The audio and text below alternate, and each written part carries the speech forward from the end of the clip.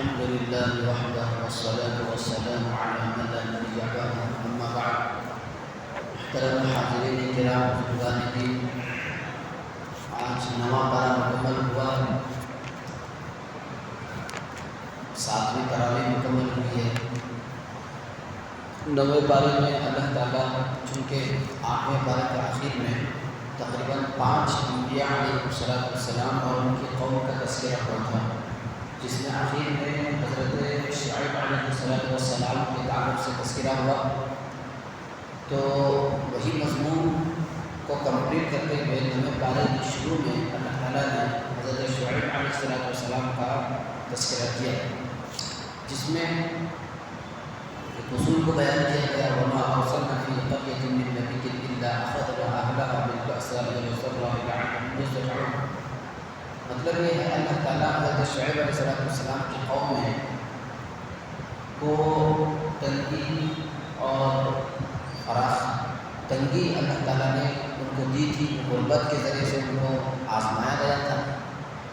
جب آزمایا گیا پھر بھی وہ کنٹرول میں نہیں آئے اور ایمان کو قبول نہیں کیے حالات کے باوجود، تو پھر اللہ تبارک و تعالیٰ نے ہلاک و برباد کر دیا۔ تو جس قوم پر اگر اسی چیز کو اس امت پر اور بالخصوص ملک ہندوستان کے مسلمانوں کے ساتھ اگر آپ دیکھیں گے کہ روز بروز مسلمانوں کی تجارتوں کو بائیکاٹ کیا جاتا ہے، روز بروز مسلمانوں کے ساتھ ایک عجیب طرح سے پیش آنے کی کوشش کی جاتی ہے۔ حال ہی میں جو ریزرویشن رد ہوا، وہ بھی ریزرویشن جو رد ہوا ہے، وہ بہت ہی انتہائی دردناک افسوسناک خبر ہے مسلمانوں کے لیے۔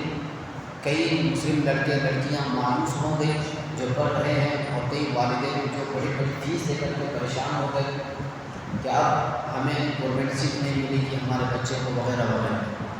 تو یہ جو حالات دن بدن بگڑ رہے ہیں، یہ حقیقت میں اللہ کی طرف سے آزمائش ہے، اللہ کی طرف سے آزمائش ہے۔ اور جب آدمی اور قوم اس تمام چیزوں کو اپنے لیے آزمائش سمجھتی ہے اور عمومی طور پر مجموعی طور پر اچھے کام برے کاموں سے بچتے ہوئے اچھے کاموں کو بجا لاتی ہے، تو پھر اللہ تبارک و تعالیٰ سرخرو کر دیتے ہیں، سر بلند کر دیتے ہیں۔ آگے اللہ تعالیٰ اسی کا تذکرہ کیا، وَلَوْ أَنَّ أَهْلَ الْقُرَىٰ آمَنُوا وَاتَّقَوْا لَفَتَحْنَا عَلَيْهِمْ وَاتَّقَوْا، اگر وہ قریے والے وہ گاؤں والے ایمان لاتے اور تقویٰ اختیار کرتے۔ تقویٰ کی بھی شرط یہاں پر لگائی گئی۔ تقویٰ ہمارے معاشرے میں ایک ایسا عجیب و غریب معنی اس کو سمجھایا گیا۔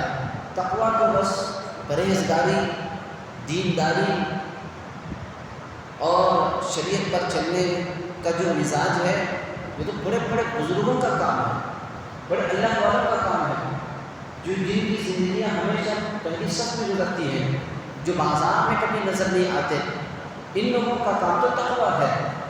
تقوی کو ایک بہت مشکل معنی اور بہت ہی مشکل معنی کا تصور کیا گیا اور سامنے لایا گیا ہے۔ تقوی کو بہت مشکل چیز سمجھ کے رکھے ہیں، اور حقیقت میں ہر ایک زبانوں پر وہ بڑے اللہ والے، وہ ولی ہیں، وہ ولی کامل ہیں، وہ اتنے چلے لگائے، وہ اتنے اللہ والے ہیں، اتنا ذکر و اذکار کرتے ہیں۔ ہم نے تقوی کا معنی ذکر و اذکار کو سمجھ لیا۔ ہم نے تقوی کا معنی زیادہ سے زیادہ قرآن پڑھنے کو سمجھ لیا۔ ہم نے تقوی کا معنی پرہیزگاری کا معنی لمبے لمبے جبے پہننے کو، بڑی بڑی ٹوپیاں پہننے کو ہم نے سمجھ لیا ہے۔ لمبی لمبی رکعتیں نمازیں پڑھنے کو ہم نے تقوی سمجھ لیا ہے۔ تقوی اس چیز کا نام نہیں ہے۔ تقوی کا معنی اللہ تعالیٰ نے جو کہا آمنوا واتقوا، تقوی کا معنی ڈرنا، بچنا۔ تقوی معنی پرہیزگاری معنی کا معنی بچنا ہے گناہوں سے، محرمات سے، حرام چیزوں سے بچنے کا نام تقوی۔ ایک بزرگ نے، ایک اللہ والے نے کہا اپنے مریدوں سے، آج تم لوگ یہاں پر کیوں آ گئے؟ ولی بننے کے لیے؟ آج ولایت تو بازاروں میں مل رہی ہے، مارکیٹوں میں ولایت مل رہی ہے۔ ولایت کا درجہ تمہیں مارکیٹوں میں آج مل رہا ہے، تجارت کے اڈوں میں تمہیں مل رہا ہے، یہاں آنے کی کیا ضرورت ہے؟ تو ان تمام مریدوں نے ان اللہ والوں سے پوچھا آپ یہ بات کیسی کر رہے ہیں، یہ کیسے مل سکتی ہے ولایت بازاروں میں؟ کہا آج بازاروں میں جو دھوکہ ہو رہا ہے، جو جھوٹ ہو رہا ہے، جھوٹ عام ہو رہا ہے اور لوگوں کو پھنسایا جا رہا ہے، رشوت خوری ہو رہی ہے، حرام کاریاں ہو رہی ہیں، غلط کام ہو رہے ہیں، آپ وہاں پر جاؤ، اپنے اعمال کو درست کرو، جو دھوکہ دے رہا ہے اس کے ساتھ اچھا سلوک کرو، دھوکہ کو ختم کرنے کی کوشش کرو، جھوٹ بولنے کا موقع آیا تو سچ بولو، دھوکہ دینے کا معاملہ آیا تو آپ امانت داری سے کام لے لو، یہی تو ہے ولایت۔ جھوٹ کی جگہ سچ بولنا یہ تقویٰ ہے، دھوکے کی جگہ امانت داری سے کام لینا یہ تقویٰ ہے، گناہ کے جگہ پر اچھا کام کرنا یہی تو تقویٰ ہے۔ بزرگ نے وہ اللہ والوں نے سمجھایا۔ تو حقیقت میں آج ولایت اور تقویٰ بہت آسان ہے۔ آپ کو ولی بننے کے لیے لمبی لمبی نمازیں پڑھنے کی کوئی ضرورت نہیں، آپ کو تقویٰ حاصل کرنے کے لیے، متقی بننے کے لیے، اللہ کے یہاں تقوی کا اعلیٰ درجہ حاصل کرنے کے لیے آپ کو لمبے لمبے جبے پہننے کی ضرورت نہیں ہے، تقویٰ نام ہے گناہوں سے بچنے کا۔ تو آج اللہ تعالیٰ اس پارے کے اندر یہی پر فرمایا وَلَوْ أَنَّ أَهْلَ الْقُرَىٰ آمَنُوا وَاتَّقَوْا لَفَتَحْنَا عَلَيْهِمْ، تقویٰ اختیار کرتے تو ان پر برکات کے آسمان سے برکتیں نازل کرتے، آسمان سے زمین سے برکتوں کو کھول دیتے۔ یہ اللہ تعالیٰ کا وعدہ ہے تقویٰ اختیار کرنے پر۔ جو حالات آ رہے ہیں یہ پرہیزگاری نہ ہونے کی وجہ سے، حرام چیزوں سے نہ بچنے کی وجہ سے وغیرہ وغیرہ۔ اسی طرح اللہ تعالیٰ نے ایک اہم مضمون کی طرف یہاں پر ایک اور اشارہ کیا ہے جو قوم موسیٰ کے تعلق سے ہے۔ فرعون قوم موسیٰ، حضرت موسیٰ علیہ السلام کی قوم کے تعلق سے جو کہ اتنی ٹیڑھی قوم تھی، اتنی انتہائی ٹیڑھی قوم تھی، ہر وقت نافرمانی کرتی، ہر وقت یوں کہتی موسیٰ تم دعا کرو اللہ یہ عذاب کو ہٹائے ہم ضرور مانیں گے۔ پھر حضرت موسیٰ علیہ السلام دعا کرتے، وہ عذاب ہٹ جاتا، پھر ٹیڑھی ہو جاتی، پھر گناہوں میں مبتلا ہو جاتی۔ اس طرح کئی مرتبہ ہوا۔ اللہ تعالیٰ نے اس کا تذکرہ یہاں پر کیا فَأَرْسَلْنَا عَلَيْهِمُ الطُّوفَانَ وَالْجَرَادَ وَالْقُمَّلَ وَالضَّفَادِعَ وَالدَّمَ آيَاتٍ مُفَصَّلَاتٍ۔ اللہ تعالیٰ نے اس قوم پر طوفان کو برسایا، طوفان آنے لگا، اللہ کی طرف سے عذاب نہ ماننے پر، گناہوں میں مبتلا ہونے پر، اللہ کو ایک نہ ماننے پر طوفان آیا۔ پھر موسیٰ علیہ السلام کے پاس آ کر وہ قوم کہنے لگی آپ اپنے رب سے دعا کرو ہم ضرور مانیں گے۔ طوفان ہٹ جانے کے بعد دعا کی، طوفان ہٹ گیا، اور جب ماننے کا موقع آیا تو پیٹھ دکھا کر کے چل دیے۔ پھر اس کے بعد اللہ کی طرف سے اور ایک عذاب آیا والجرادہ، ٹڈیوں کا، چٹے جس کو ہم کہتے ہیں، ٹڈیوں کا عذاب آ گیا، بہت پریشان کر رہے ہیں، پورے گاؤں کو تباہ و برباد کر رہے ہیں، گھروں کے اندر گھس رہے ہیں، پریشان سب کے ساتھ موسیٰ علیہ السلام کے پاس آئے، موسیٰ دعا کیجئے عذاب ہٹ جائے ہم ضرور مانیں گے۔ دعا کیے اور جب عذاب ہٹ گیا پھر پیٹھ دکھا کر کے بھاگ گئے۔ تو پھر اس کے بعد اللہ تعالیٰ نے چند دن گزر گئے، پھر عذاب میں مبتلا کیا والقمل، جو سر میں جوں ہوتے ہیں وہ جوؤں کا عذاب اللہ تبارک و تعالیٰ نے ان کی قوم پر دیا۔ ہر جگہ جوں، بدن میں جوں، سروں کے اندر جوں، جتنا بھی صاف ہوتا ہے صاف ہونے کو نام نہیں، ہر جگہ جوں پریشان۔ حضرت موسیٰ کے پاس آئے دعا کیجیے، اور جب دعا ہوئی اور اس وقت ہر مرتبہ حضرت موسیٰ علیہ السلام یہ عہد لیتے، وعدہ لیتے ضرور مانو گے، ضرور سدھر جاؤ گے، ضرور سیدھا ہو جاؤ گے، وعدہ کرتے ہم ضرور سیدھا ہو جائیں گے۔ عذاب ہٹنے کے بعد عذاب ہٹ جاتا، پھر وہی ٹیڑھی روح کی طرح ٹیڑھے رہتے۔ پھر اس کے بعد چند دن گزر گئے، اللہ کی طرف سے ایک اور عذاب آیا والضفادع، مینڈک کا عذاب اللہ تبارک و تعالیٰ نے نازل کیا۔ جو بھی کھانا کھاتے مینڈک بن جاتا، پانی پیتے مینڈک بن جاتا، جو بھی غذا پیٹ میں داخل کرنے کی کوشش کرتے وہ مینڈک بن جاتا تھا۔ پریشان تھے سب کے سب، بھوکے پیاسے، جو بھی کھا رہے مینڈک بن رہا ہے، جو پی رہے ہیں وہ مینڈک بن رہا ہے۔ موسیٰ علیہ السلام کے پاس آئے، پھر دعائیں کی، پھر عذاب ہٹ گیا، پھر وہی ٹیڑھا کر۔ پھر اس کے بعد اللہ تبارک و تعالیٰ نے ایک اور عذاب نازل کیا والدم، خون کیا. کھانا کھاتے خون بن جاتا, پانی پیتے وہ بھی خون بن جاتا, جو بھی غذا کے طور پر کھانے کی کوشش کرتے وہ ہر چیز خون ہو جاتی تھی, خون میں تبدیل ہو جاتی تھی. یہ اللہ کی طرف سے عذاب آیا تھا. تو اس طرح بہت سارے عذاب آئے, لیکن وہ قوم ماننے کو تیار نہیں تھی. لیکن جب اس کے بعد بہت زیادہ سرکشی ہوئی اللہ کی طرف سے, پھر وہی اللہ تبارک و تعالیٰ نے فرعون کے لشکر کو, فرعون کے ماننے والے کو اور حضرت موسیٰ علیہ السلام کی رسالت اور ان کی دعوت کو ٹھکرانے والوں کا انجام وہی ہوا جو فرعون کا ہوا ہے کہ اس کی پوری لشکر کے ساتھ اللہ تبارک و تعالیٰ نے سمندر میں غرق کر دیا, تباہ و برباد کر دیا پورے لشکر کو اور فرعون کو. تو جب وہ قوم جو ماننے والی تھی حضرت موسیٰ علیہ السلام, ان کو اللہ تبارک و تعالیٰ نے بچایا, الگ ہو گئے. پھر وہ قوم حضرت موسیٰ علیہ السلام کی جو ماننے والی تھی, انہوں نے کہا موسیٰ ہمارے پاس عمل کرنے کے لیے, چلنے کے لیے, زندگی گزارنے کے لیے کوئی اصول نہیں ہے, ہمیں کتاب کی شکل میں کچھ اصول دے دو زندگی گزارنے کے لیے. حضرت موسیٰ علیہ السلام اللہ سے گفتگو کرنے والے تھے, کلام اللہ تھے, کلیم اللہ تھے, بات کیے. اللہ تبارک و تعالیٰ نے کوئی دور پر بلایا, پہلے 30 دن بلایا, 30 دن کے لیے نکل گئے وہاں پر, پھر 10 دن کا اس میں اضافہ کیا گیا, مکمل 40 دن.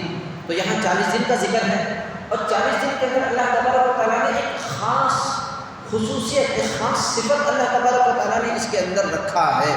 اسی وجہ سے حدیثوں کے اندر آتا ہے جو شخص 40 دن صف اولیٰ میں تکبیر اولیٰ کے ساتھ جو نماز ادا کرتا ہے, اللہ کی طرف سے جنت کی سرٹیفکیٹ اسے حاصل ہو جاتی ہے, جنت کی سرٹیفکیٹ حاصل ہو جاتی ہے. حدیث کے اندر موجود ہے. اور اسی طرح اور بھی ہے, مدینے کے اندر مسجد نبوی میں اللہ کے نبی علیہ السلام نے فرمایا جو شخص میری مسجد میں 40 نمازیں ادا کرے, 40 دن میں 40 نمازیں ادا کرے, تو اس کے لیے بھی نفاق سے بری کا پروانہ اس کو حاصل ہو جائے گا. تو 40 دن کے اندر ایک خاص صفت اللہ تبارک و تعالیٰ نے رکھا ہے. اور اسی وجہ سے دعوت التبلیغ والے حضرت الیاس صاحب رحمۃ اللہ علیہ نے جب اپنی محنت شروع کی, تحریک بالایمان کی محنت جب شروع کی, اس میں بھی 40 دن کو رکھا, کیونکہ اللہ تبارک و تعالیٰ نے خاص صفت اس کے اندر رکھی ہے. جو آدمی 40 دن کسی ماحول میں رکھتا ہے تو اس کی مزاج میں وہ چیز آ جاتی ہے. تو 40 دن مکمل ہو گئے تو تورات مل گئی, تورات لے کر کے آ گئے. جاتے ہوئے حضرت موسیٰ علیہ السلام نے حضرت ہارون اپنے بھائی, ان کو اپنے نائب بنا کر کے گئے تھے کہ میری غیر موجودگی میں میری قوم کی حفاظت تم کرو گے. لیکن وہ قوم ٹیڑھی قوم تھی, ماننے والی نہیں تھی. اس سے پہلے جو وہ پوجا کرتی تھی ایک بچڑے کی, گائے کی, بچڑے کی پوجا کیا کرتی تھی. حضرت موسیٰ علیہ السلام گئے تو جانے کے بعد وہ پھر اس گائے کی پرستش میں, اس بچڑے کی پرستش میں لگ گئے, بچڑے کی پرستش میں لگ گئے. اور اس بچڑے کے اندر سے آوازیں آنے لگی تھی. تو وہ سامری جو تھا اس قوم کا, اس نے وہ کیا تھا, ایک بچڑا بنایا اور اس کے اندر سے عجیب و غریب آواز آنے لگی. اور پھر قوم کو اس نے بہکایا کہ دیکھو یہ ہے تمہارا خدا, یہ بولنے والا ہے. یہ موسیٰ نے پتہ نہیں کیسا خدا کو ماننے کے اوپر ہم کو مجبور کیا, جو بولتا نہیں, جو دکھتا نہیں, وہ کچھ نہیں. یہاں آئے تو تمہارا خدا بولنے والا ہے, سننے والا ہے, اس کی مانو, اس کی جو ہے آپ پرستش کرو. اس طرح پوری قوم کو جو ہے اس نے بہکایا تھا. پھر حضرت موسیٰ علیہ السلام آئے, اسی کا اللہ تبارک و تعالیٰ نے تذکرہ یہاں پر یہ بھی فرمایا, ان الذین اتخذوا العجل سینالهم غضب من ربهم وذلة فی الحیاۃ الدنیا. تو جب وہ قوم مرتد ہو گئی تو اللہ تبارک و تعالیٰ کی طرف سے ان کے اوپر ایک بہت بڑا دردناک عذاب بھی آیا, غضب نازل ہوا. پھر بہت سارے لوگ سدھر بھی گئے. اس کے بعد اللہ تبارک و تعالیٰ نے ایک اور چیز کا یہاں پر تذکرہ کیا ہے حضرت موسیٰ علیہ السلام کے تعلق سے ہی. واسألهم عن القرية التي كانت حاضرة البحر إذ يعدون في السبت إذ تأتيهم حيتانهم يوم سبتهم شرعا ويوم لا يسبتون. توجہ رکھیے, ان کو حکم تھا کہ ہفتے کے دن, سیٹرڈے, اس دن تم مچھلی کا شکار مت کیجیے, یہ حکم تھا. اور جب حکم ہوا اللہ کی طرف سے نہیں کرنے کا تو نہیں کرنا, لیکن انہوں نے اللہ کو چکما دینا شروع کر دیا, اللہ کو چکما دینا شروع کر دیا. انہوں نے کیا کیا, اور عجیب و غریب طریقے سے کہ آزمائش کی, اللہ کی طرف سے آزمائش کی.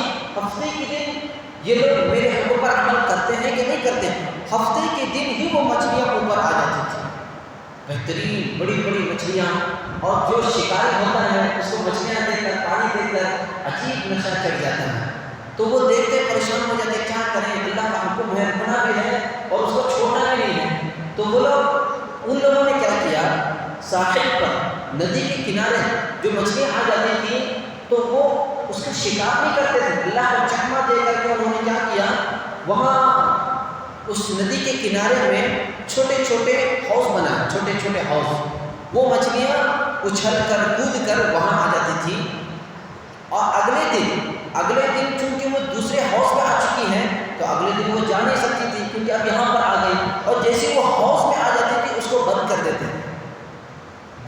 تھے، اب جانا مشکل ہے، تو اگلے اتوار کے دن آ جاتے تھے، اس کو لے کر کے جاتے تھے، اور ان کے نبی ان کو آ کر کے کہتے تھے کہ تم کیا کر رہے ہو، تو وہ کہتے ہم کہاں شکار کر رہے ہیں، ہم نے ہفتے کے دن تم نے منع کیا، اللہ نے منع کیا، ہفتے کے دن ہم شکار نہیں کر رہے، ہم تو اتوار کے دن کر رہے ہیں، اس طرح چکمہ دیتے تھے۔ اللہ تعالیٰ نے ان کو آزمایا، آزمائش میں وہ کامیاب نہیں ہوئے، پھر اللہ تبارک و تعالیٰ نے ان کو عذاب میں مبتلا کیا۔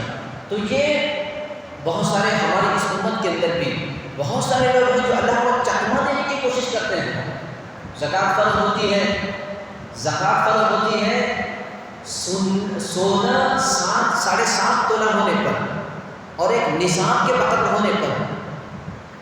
تو ایک واقعہ لکھا ہے کتابوں کے اندر، بزرگوں نے بیان کیا، ایک شخص تھا کہ وہ جو سونا تھا اس کے پاس اور جو مال تھا، چونکہ مال پر 1 سال گزرنے پر زکوٰۃ واجب ہوتی ہے، تو یہ کیا کرتا ہے، اپنے پر جو بھی سونا چاندی مال ہے وہ کیا کرتا ہے، 1 سال ہونے کے اندر ابھی 1 مہینہ ہے زکوٰۃ واجب ہونے کے لیے، تو وہ مال کیا کرتا ہے، اپنی بیوی کے حوالے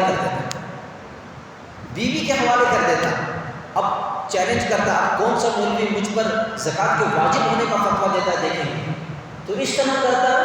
اور پھر اس کے بعد اس واقعے کے اندر لکھا ہے علماء نے کہ آخر میں اس اللہ کو چکمہ دینے کی کوشش میں آخر میں جب ان کی موت آئی تو کفر پر موت آئی۔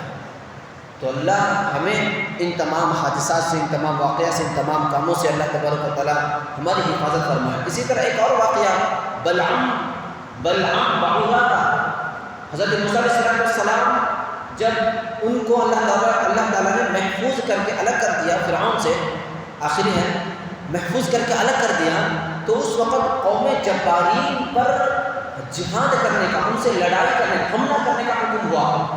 تو اس قوم کے اندر ایک بلعام بعورہ تھا، بہت پرہیزگار تھا، متقی تھا، نیکوکار تھا، اور اس کی دعائیں بہت قبول ہوتی تھی، حلال کھاتا تھا، حرام سے بچتا تھا، مکروہات سے بچتا تھا۔ رہبانی اس زمانے کے اندر عام تھی، راہب تھا۔ تو قوم نے آ کر کے کہا موسیٰ علیہ السلام نے جانے کتنے ہم سے مجاہدے لے رہا ہے، آپ ایک کام کرو، دعا کرو موسیٰ کے خلاف میں ان کے اوپر بددعا کر دو۔ بلعام کہتا تم کیا کر رہے ہو، وہ اللہ کا نبی ہے، نیک ہے، میں کیسے ان کے خلاف بددعا کر سکتا ہوں۔ آخر کار وہ قوم نے ان کو رشوت دی، اس کو مجبور کر دیا، بخشش دی، بہلایا پھسلایا۔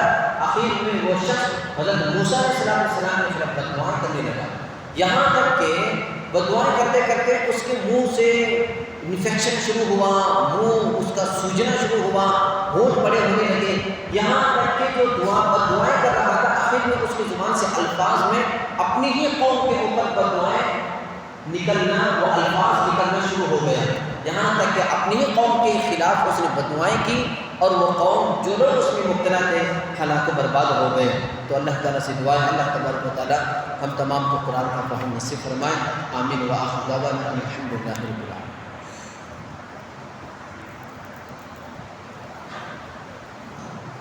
جی